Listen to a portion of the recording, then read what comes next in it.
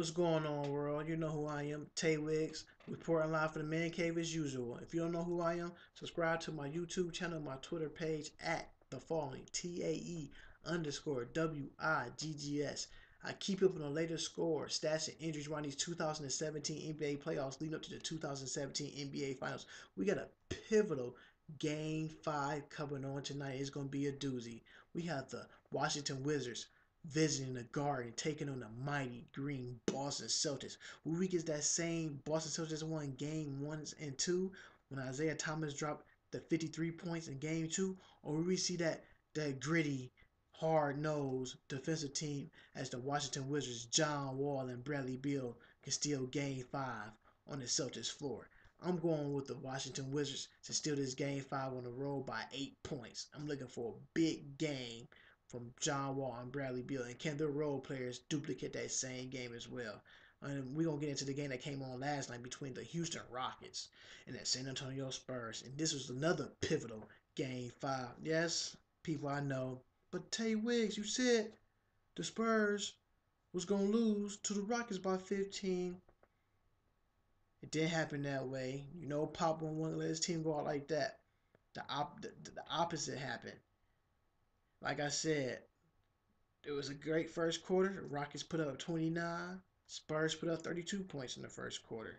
And then it was it was basically who could get the knockout punch, and that's how the game ended. Second quarter, the Rockets scored 31, Spurs 26. Third quarter come another haymaker. They bobbing and weaving. The Spurs come with a punch at 28. The Rockets come with a punch at 25. They lose the third quarter. So this the knockout. We wait for the knockout. The Rockets come with a little jab with 16 points in the fourth quarter. They stepped back and came with 15 points. Now we in overtime. And before I get to the overtime, let's read some of this stuff right here. Eric Gordon, he had an okay game. 11.6 rebounds. Trevor Ariza had a Trevor Ariza game. Anytime you score under 10 points, you know they're going to lose. 9 points and 8 rebounds. Not going to cut it from these guys. Clint Capella had another Clint Capella game, but you're going to get this from Clint Capella. You're going to get his 9 points and 11 rebounds. But I thought the other guys would step up, like a Trevor Ariza, but he didn't. Patrick Beverly had 20. That shocked me for a second. He's playing with a heavy heart. He lost his grandfather a couple of days ago. James Harden, 33 points, 10 rebounds, 10 assists. He was had a quadruple fumble. What I mean by that? 33 points, 10 rebounds, 10 assists, 9 turnovers. You got to get the ball out of your hands, James Harden. You have the ball too long in these key situations, what led to the game winning block by Ginobili. You cannot do that in the playoff basketball. You were shooting threes. I was trying to figure out what plays were you guys running in the last 3 minutes of overtime, because it's like you didn't run no plays. It's like y'all were just chugging up threes, and that didn't work out. Ryan Anderson with 19.7 rebounds. He actually had a good game. But if you got at least 16 points from Trevor Ariza, I'll be talking about a different score right now. But they didn't win. Lou Williams, 6 points and 4 rebounds, and their bench scored 25 points. You know what the sad part about it? I was sitting here laughing like the Houston Rockets played with a 7-man rotation like they was in high school. They didn't forget that team, the San Antonio Spurs, has 5 championship rings. And I'm looking like, y'all playing with a 7-man rotation? Y'all trying to play the Spurs like they're the Phoenix Suns. You can't do that in the playoffs. Come on, Mike D'Antoni. You know better than that. That's what got you fired from Phoenix in New York. You can't do that. Like, come on, baby.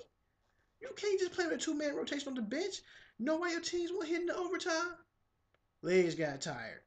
You got put into Sam Deckers. I was looking forward to Montrezl Harrell. And you know, I said yesterday, I said if you put Montrezl Harrell in the game, he could have gave you 10 points and 6 rebounds. And that didn't happen.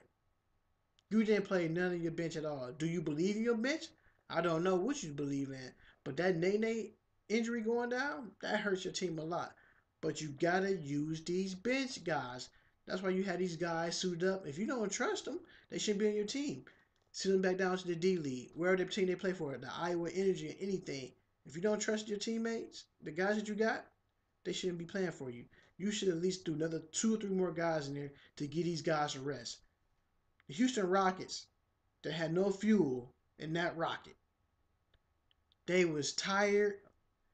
They was barely getting shots up. You already know how it is when your legs get tired. You just throw anything up, just hoping, praying the ball getting in. And that wasn't happening. And I didn't like that. And for the Spurs, Kawhi Leonard. Kawhi Leonard in overtime, no problem. But listen to this. Kawhi Leonard had 22 points, 15 rebounds, and hurt his ankle in the third quarter, like with 5 minutes and 36 minutes left or something like that.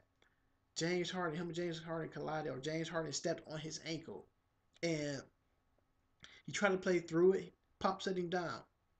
Play a little bit minutes in the fourth quarter. LaMarcus Aldridge, still disappointed in him, playing soft. You gotta put these. You had James Harden on you a couple of times in the third and fourth quarter. I mean, you gotta put him in the blender and blend him up. 18 points and 14 rebounds. You supposed to be out there right now. It was a pivotal game 5, but you did win. But you supposed to be, you know what? I'm gonna take over. Let me get my comfort zone. Put your back to the basket. What you about 6'10", 6'11"? You had little 6'7" James Harden on you. Not once did you really try to put him in the wheelhouse, and you didn't really back him down. It's like shooting over a chair. You didn't do it. You want to hit like a 13-foot fadeaway jumper, man. If you don't put him in the box and beat him down all the way to the basket and score and try to get to make the referee blow his whistle, we didn't see that. Like I said, when you was in Portland, we saw the whole repertoire. We not even getting the whole repertoire here. We getting a half of an orange. You eat one half and put the other one up. That's what we saying.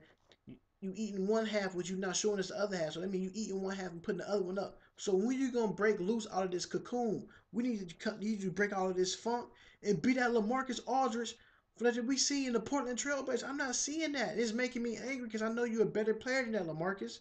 They call you LA. I'm not gonna call you LA. I'm gonna call you LaMarcus Aldridge till you finally come and step up and play like LA. Right now, we haven't seen you play like LA. I'm seeing you play like LaMarcus. So really, please, the real LaMarcus Aldridge, please stand up if you're out there. Patty Mills, 20 points, 5 and 12 from the 3-point line. Awesome game. Awesome game. You can't once they sat down Tony Parker and he got injured, and like I was telling one of my guys today, I was like, yo, Patty Mills like one of my favorite backup point guards in the league. He's like a true traditional point guard. He runs the plays. He don't play out of his element. He stick to the script. He stick to his guns. He does what the coaches tell him to do. That's why I like him. And he played defense. And he can hit that 3 ball. He was 5 for 12 from deep for that one. Ooh, another person I like who played tonight played big.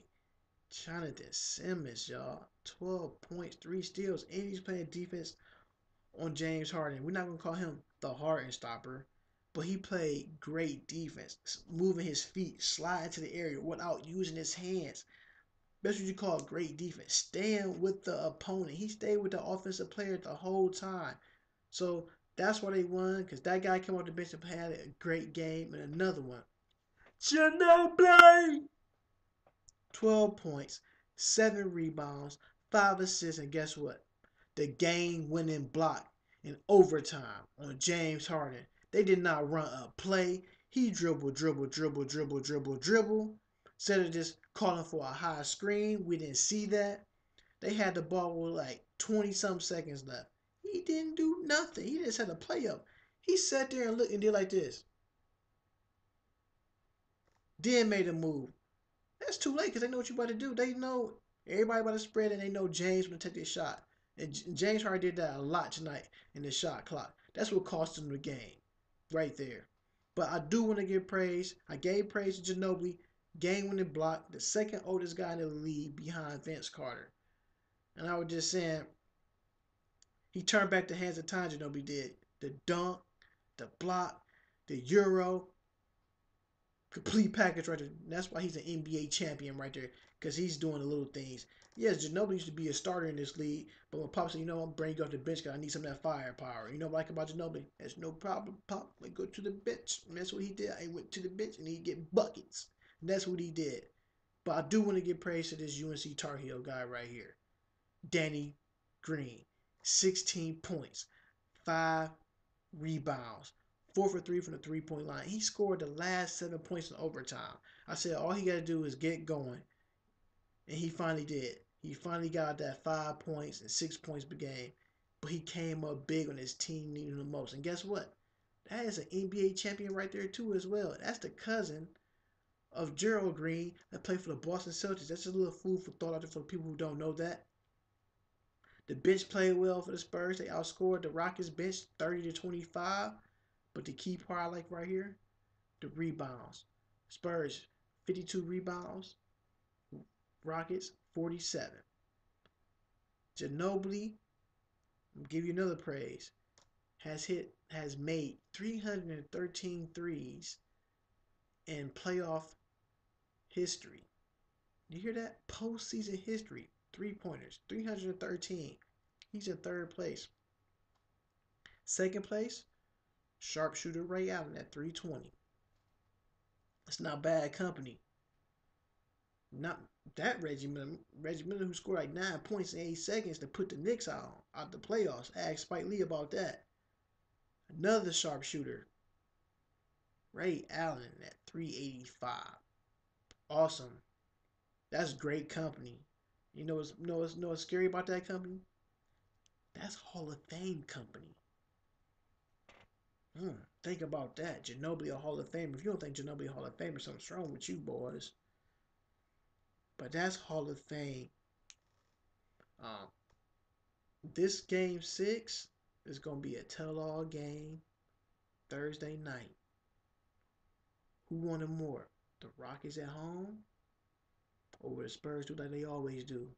Win that game 5 and close you out in 6. And guess what? You know Kawhi Leonard sprained that ankle. As y'all call him the Claw, I'll call him Kawhi Skinner Leonard. The man barely sweats. He's gonna play that game 6. If you play that game 6, Houston, y'all gonna have a problem. Because guess what? That rocket might not take off. It might just sit to the next season and just be fueled back up with gasoline. Because if the Spurs come in there and hit y'all with that Texas two-step, it's going to be over. Only thing Houston going to wish they had from Texas is some Texas toast. They better not lose. You know who I am? I'm Tay Wiz reporting live from the Man Cave, baby. If you're not subscribed to that YouTube channel, please feel free to do so. And that Twitter at TAE_WIGGS. Until next time, I'll see y'all. Peace.